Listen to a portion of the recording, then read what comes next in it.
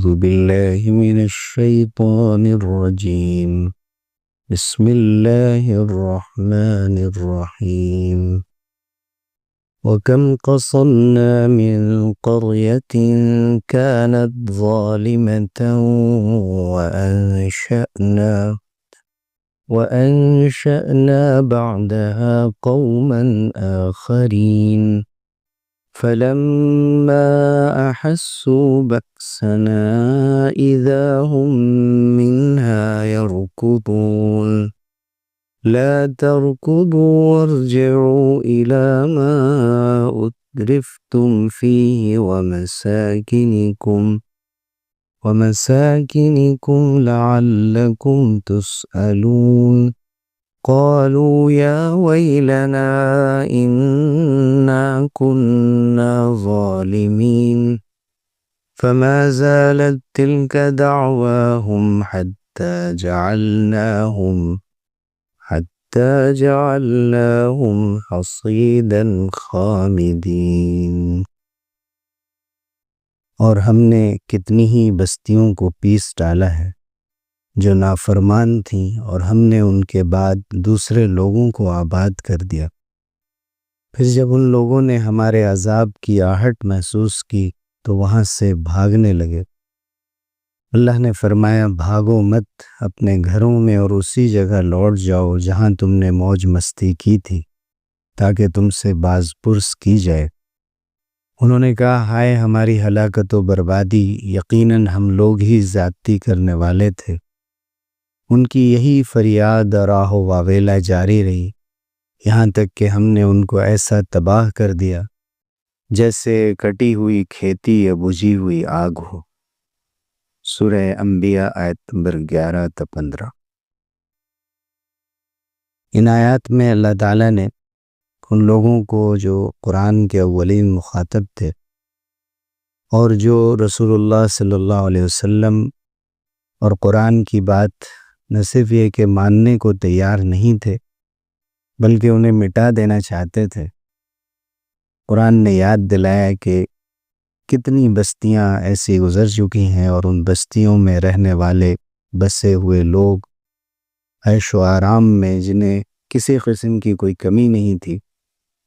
اور کم جب یہ آتا ہے قرآن میں یہ بتانے کے لیے کہ بہت زیادہ ایسی بستیاں ماضی میں گزر چکی ہیں، تکثیر کو بتانے کے لیے، زیادہ کو بتانے کے لیے، اور بھی قرآن میں فَكَأَيٍّ مِّن قَرْيَةٍ أَهْلَكْنَاهَا وَهِيَ ظَالِمَةٌ، تو کم اور کأین کے لفظ سے یاد دلایا جاتا ہے کہ بہت سی بستیاں ایسی گزر چکی ہیں جہاں کے لوگ ظلم کرنے والے تھے۔ ظلم اس معنی میں کہ انہوں نے خود اپنے پیروں پر کلاڑیاں ماری، ان کو صحیح راستہ بتایا جا رہا تھا، نہ یہ کہ صرف انہوں نے اختیار نہیں کیا بلکہ اپنے لیے غلط راستہ چنا اور نبیوں کی مخالفت کی۔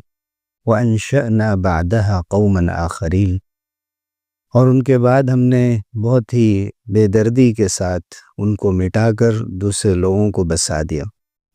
اللہ تعالیٰ بے نیاز ہے، نہ اس کو کسی قوم کی طاقت کی ضرورت ہے، نہ کسی کی ذہانت کی ضرورت ہے، نہ کسی کی دولت کی ضرورت ہے۔ فرمایا کہ فَلَمَّا أَحَسُّوا بَأْسَنَا، جب انہوں نے ہمارے عذاب کی آہٹ کو محسوس کیا اور جب ان کو لگا کہ وہ اللہ کے عذاب میں گرفتار ہو گئے ہیں، بھونچال آ گیا ہے، اور گویا غیب کی آواز ان کے کانوں میں پڑ گئی، جیسے مرنے والوں کو احساس ہو جاتا ہے کہ اب موت کا وقت قریب آ رہا ہے۔ اذا هم منها يركضون، تو وہاں سے بھاگنے لگے، یہربون فارین، وہاں سے نکل کر کہیں چاہا کہ پناہ ڈھونڈ لیں، تو اللہ کی طرف سے مذاق اڑاتے ہوئے اور تنزیہ انداز میں، جسے عربی زبان میں تحکم کہا جاتا ہے، کہ بھپتیاں کسی گئیں، کہا گیا لوٹو، اپنے گھر کی طرف لوٹو۔ ورجعوا الی ما اترفتم فیہ، اور لوٹ کر انہی موج مستیوں میں آؤ کہ جہاں تم اپنی محفلیں سجاتے تھے اور عیش و عشرت میں مگن رہتے تھے۔ ومساکنکم، اور اپنے ایوانوں میں اور محلوں میں، اپنے گھروں میں، ولاز میں اور بینگلوز میں لوٹو۔ لعلکم تسألون، تاکہ تم سے پوچھا جائے کہ کیا گزری، ہمدردی کی جائے، شاید وہاں سے کوئی نکلے اور تمہارے انتظار میں کھڑا ہو، لیکن آج کوئی نہیں تم سے پوچھنے والا ہوگا۔ اللہ تعالیٰ کی طرف سے تمہارے حق میں فیصلہ ہو چکا ہے۔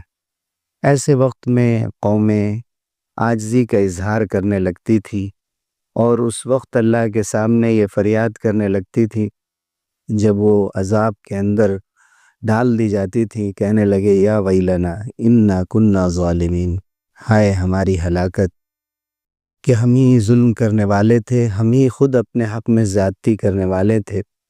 لیکن اللہ کے یہاں عذاب کے آثار جب ظاہر ہو جائیں اور عذاب آ جائے، اس کے بعد پھر کوئی بات نہیں سنی جاتی۔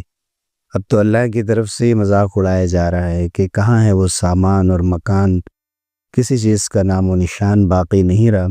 اب تم نے اعتراف کیا کہ ہم ظلم کرنے والے تھے، اس کا کوئی اعتبار نہیں۔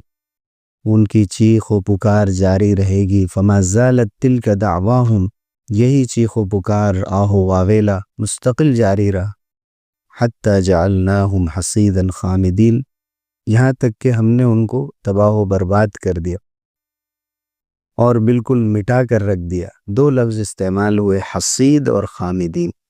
حصدہ کے معنی کاٹنے کے ہوتے ہیں، اس طرح بنا دیے جیسے کھیتیاں کاٹ دی جائیں، اور خاص طور سے وہ کھیتی اور وہ حصہ چارے کا اور بھوسے کا کہ جسے جمع کر کے جلا دیا جائے اور آگ لگا دیا جائے، اسی آگے فرمایا گیا خامدین، کہ اس طرح جیسے کہ بجھی ہوئی آگ ہو، خاک اور راکھ میں بدل ڈالا جس کی کوئی اہمیت نہیں ہوتی ہے، جیسے سورہ فیل میں فرمایا گیا کہ عصف معکول، کہ ہم نے ان کو کھائے ہوئے بھوسے کی طرح بنا دیا۔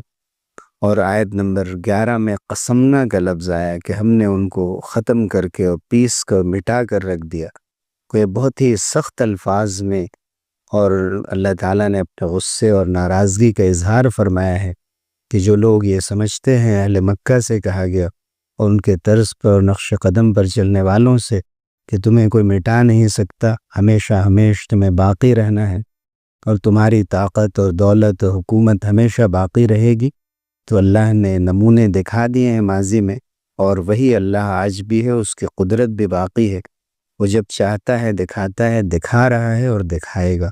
اللہ تعالی ہم سب کو اس کے ایمان و یقین نصیب فرمائے، آمین، وآخر دعوانا۔